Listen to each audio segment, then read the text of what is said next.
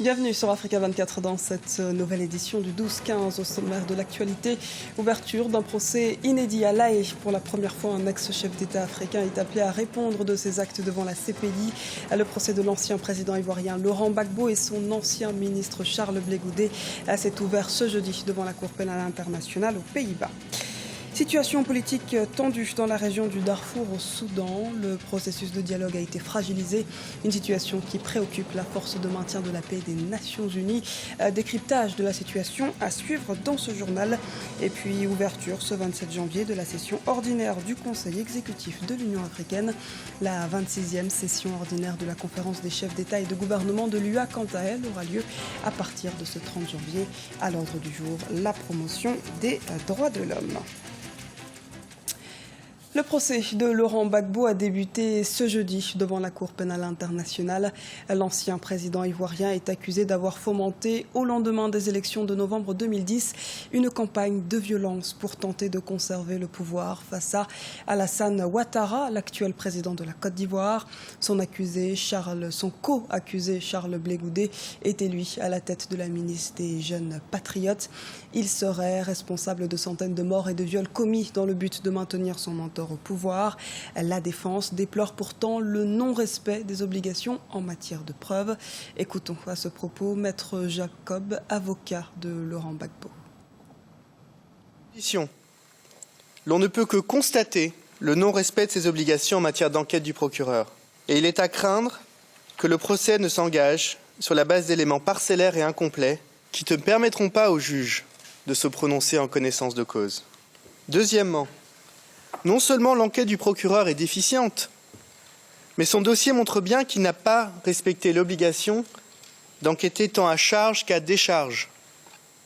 Que constate-t-on à la lecture du mémoire préliminaire? Que le procureur a sciemment ignoré les éléments de preuve qui pourraient constituer des éléments à décharge. Cette attitude du procureur est d'autant plus regrettable que la défense avait apporté de nombreux éléments dès l'audience de confirmation des charges, mettant en cause le narratif du procureur. 5 ans après, le président ivoirien Laurent Gbagbo comparaît donc ce jeudi devant la CPI. Une audience particulièrement attendue et suivie dans le pays. La classe politique réagit de façon disparate, comme nous l'illustre ce reportage d'Olivier Conan, notre correspondant en Côte d'Ivoire. Le procès de l'ancien président Laurent Gbagbo et du leader des jeunes patriotes, l'ancien ministre Charles Blé Goudé, est très attendu en Côte d'Ivoire. Incarcéré par la Cour pénale internationale aux Pays-Bas, il focalise l'attention de la classe politique. Certaines informations politiques sont satisfaites par la tenue du procès après plusieurs reports. Pour les partisans de l'ancien président Laurent Gbagbo, il ne peut y avoir de réconciliation nationale sans la libération du fondateur du Front populaire ivoirien. Il n'y a que Laurent Gbagbo et son camp qui soient poursuivis. Cet acharnement. Et l'autre camp, c'est l'impunité. Pour que la réconciliation soit manifeste, soit effective, il faut œuvrer, n'est-ce pas, en faveur de la libération du président Laurent Gbagbo. Les partis qui soutiennent l'ex-président Laurent Gbagbo fustigent la justice des vainqueurs, symbolisée par son transfèrement à la CPI, Cour pénale internationale. La difficulté du procureur à obtenir la confirmation des charges serait la preuve de l'innocence de Laurent Gbagbo. C'est un cas inédit. Il a fallu la particularité du statut de Rome pour justifier qu'un tribunal ayant décidé qu'il n'y a aucune charge visible ne prononce pas immédiatement la libération de celui qui est accusé, ou à tout le moins, sa mise en liberté conditionnelle, plutôt provisoire. Ils ont du mal à trouver Gbagbo, à trouver des preuves que Gbagbo a violé, qu'il a fait assassiner des gens, qu'il a fait plus que sa tâche de chef de l'État. Du côté du parti au pouvoir, le Rassemblement des Républicains, on attend que justice soit enfin rendue aux victimes. On ne peut pas passer en perte et profit les milliers de morts. On ne peut pas passer en perte et profit les milliers de gens qui sont mutilés à vie. Il faut que la Cour pénale internationale donne droit aux victimes. C'est pour cela que la Cour pénale a été créée. Elle n'a pas été créée pour les hommes politiques. Elle a été créée pour pouvoir défendre les victimes. De telle sorte que plus jamais, quand il y a un conflit, on lance des obus sur des populations aux mains nues. C'est un procès purement de réhabilitation des victimes et pour soulager leur conscience. L'ancien président Laurent Gbagbo et l'ancien ministre Charles Blé Goudé, leaders de Jeunes Patriotes, sont accusés de crimes contre l'humanité. Leur procès a été lié à la demande du bureau du procureur parce que les preuves de l'accusation dans les deux affaires sont identiques. Et sachez que vous pourrez suivre cet événement exceptionnel et exclusif en direct sur notre antenne lors de 2 éditions spéciales, c'est jeudi et vendredi. Africa 24 retournera en direct de La Haye dès 13h30 GMT. Au Soudan, le processus politique visant à résoudre le conflit au Darfour reste fragmenté.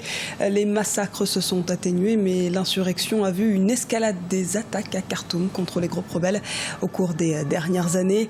C'est en tout cas le constat fait par la force des maintiens de la paix des Nations Unies. On fait le point avec Birama Saounera. Au Soudan, la situation politique reste tendue dans la région du Darfour.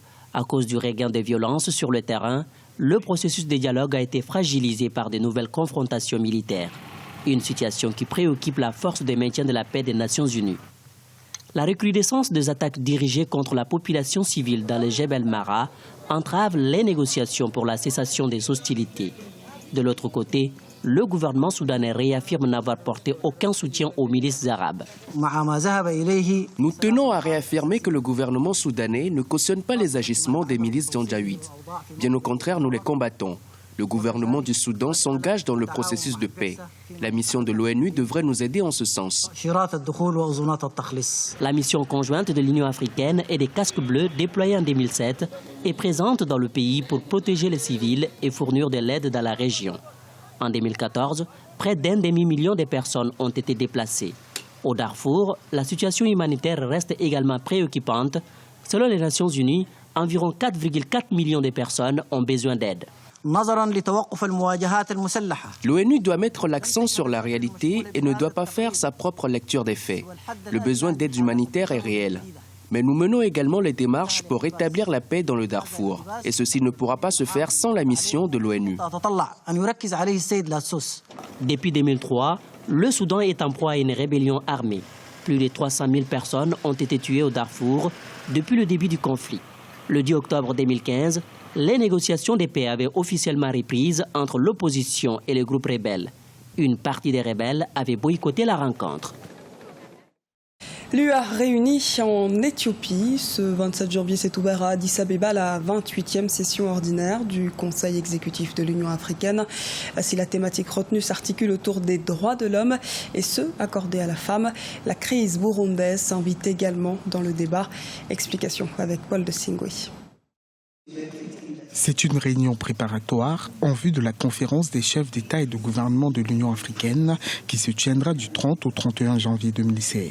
Le Conseil exécutif de l'Union africaine s'est ouvert ce 27 janvier 2016 à Addis Abeba en Éthiopie. Une réunion en session ordinaire, les ministres des Affaires étrangères et de la collaboration internationale ont pour mission de préparer l'ordre du jour du sommet des chefs d'État et de gouvernement afin de leur proposer des recommandations. Parmi les plus importantes, celles qui portent sur la situation au Burundi. Tous les membres du Conseil de paix et sécurité sont unanimes sur l'importance d'une force de stabilisation au Burundi. Il faudra qu'on essaye tous à travers cette force de stabiliser le pays, de réunir les forces pour un dialogue inclusif. Malgré le refus des autorités burundaises, l'Union africaine pourrait maintenir le déploiement de la MAPROBU, la mission africaine de prévention et de protection au Burundi. Le Conseil de paix et de sécurité de l'Union africaine avait validé l'envoi d'une mission de paix au Burundi le 17 décembre 2015. Le contingent de 5 000 hommes a pour mission essentielle le maintien de la paix dans ce pays de la région des Grands Lacs. Seul problème, les autorités burundaises s'y opposent catégoriquement. Une position réaffirmée par le Burundi lors du Conseil exécutif de l'Union africaine. Nous aurons l'occasion de leur rappeler que le Burundi n'a pas besoin d'une force africaine. La sécurité est effective sur tout le territoire national. Une crise sociopolitique secoue le Burundi depuis plus de 8 mois, depuis la décision du président Pierre Nkurunziza de briguer un 3e mandat. Vous pourrez également suivre l'ouverture de la 26e conférence des chefs d'État et de gouvernement de l'Union africaine sur notre antenne.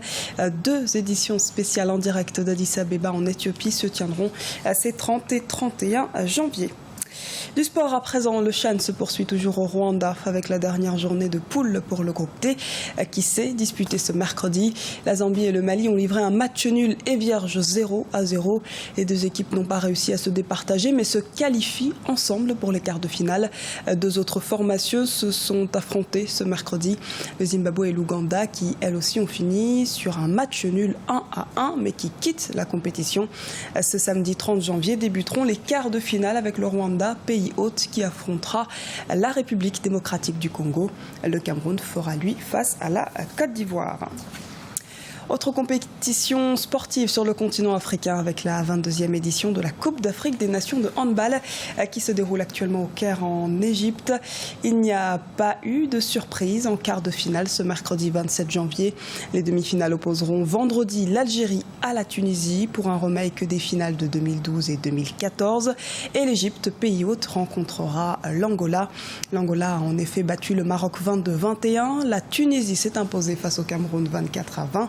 L'Algérie a gagné 34-25 contre la République démocratique du Congo. Et enfin, l'Égypte a remporté le match face au Congo 39-18. C'était le journal de la rédaction. Merci de nous avoir suivis. Retrouvez dans un instant une nouvelle édition de l'actualité sur Africa 24.